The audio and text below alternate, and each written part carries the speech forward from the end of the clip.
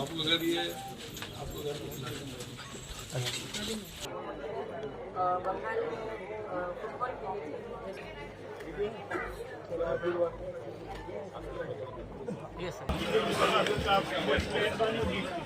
ठीक जाओ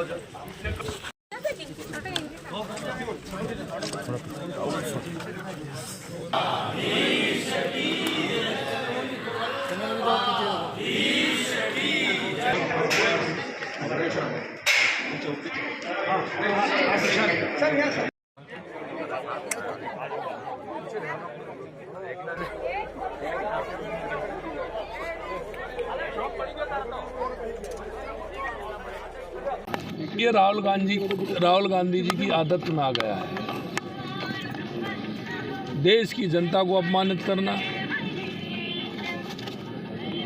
देश के शीर्ष नेतृत्व को अपमानित करना, सेना को अपमानित करना, हमारी संस्थाओं को अपमानित करना।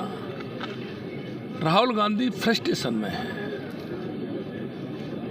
क्योंकि उनको बार बार लॉन्च किया जा रहा है लेकिन बार बार वो लॉन्च नहीं हो पा रहे हैं। सीधा सीधा उनका फ्रस्ट्रेशन दिख रहा है। उनको देश की जनता से माफ़ी मांगनी चाहिए कि जिस तरह के शब्द वो हमेशा उपयोग करते हैं और उन्होंने किया है वो ज़रा झांक करके देखें कि आपकी दुर्गति क्यों हुई है। जो कांग्रेस पार्टी पंचायत से लेकर पार्लियामेंट तक थी, आपके इन्हीं कर्मों के कारण वो सिमट के धीरे धीरे कहाँ पहुँच गए। इनको विचार करना चाहिए और जिस तरह से ये बोलेंगे देश की जनता हमेशा इनको जवाब देगी। देश की जनता इनको हमेशा जो ये कहते हैं उसका जवाब देती है और आगे भी देश की जनता जवाब देगी। इनको देश की जनता अगर वो देश की जनता से अपने आप को बड़े समझते हैं, ये देश की जनता कभी उनको माफ़ नहीं करेगी। देखिए हमारा ये बागड़ का क्षेत्र है, डूंगरपुर बांसवाड़ा हमारा बहुत ही प्रमुख जिले हैं। यहाँ की संस्कृति, यहाँ की विरासत,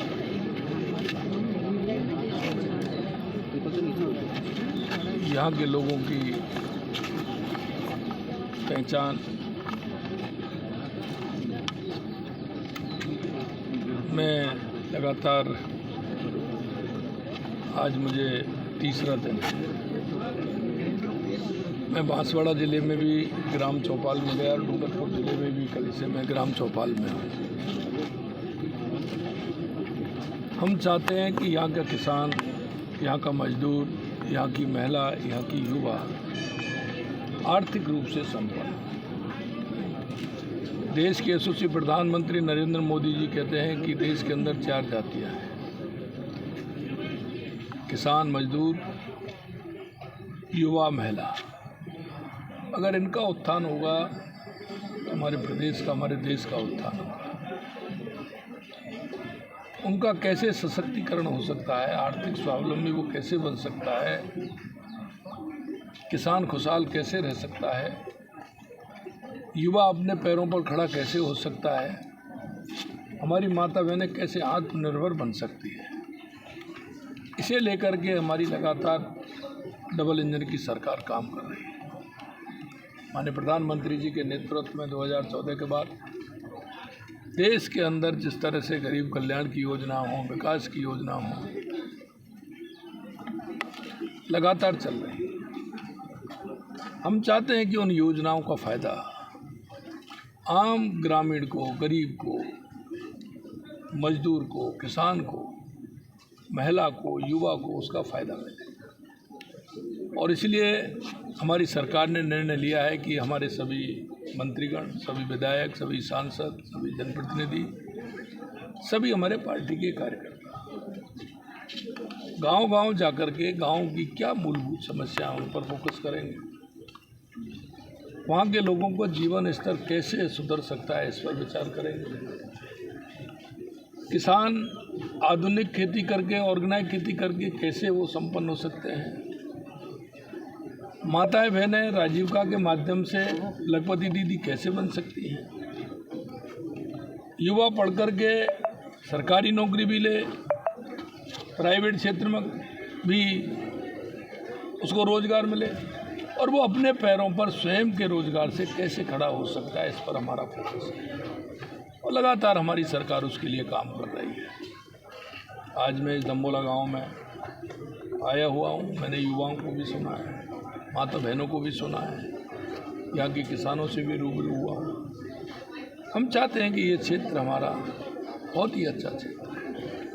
क्या सरकार के माध्यम से चाहे पानी की योजना हो, बिजली की योजना हो, विद्यालय में पढ़ाई हो, चिकित्सा सुविधा हो, उसके लिए लगातार हम कर रहे हैं और जिस तरह की कोई बात आती है तो हम उसको तुरंत करके उसको आगे बढ़ाने का काम करते हैं।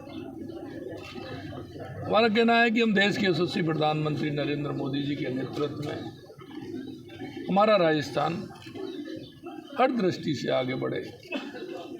यहाँ बहुत संभावनाएं डूंगरपुर बांसवाड़ा में पर्यटन की दृष्टि से, खनिज की दृष्टि से, एग्रीकल्चर की दृष्टि से, पशुपालन की दृष्टि से।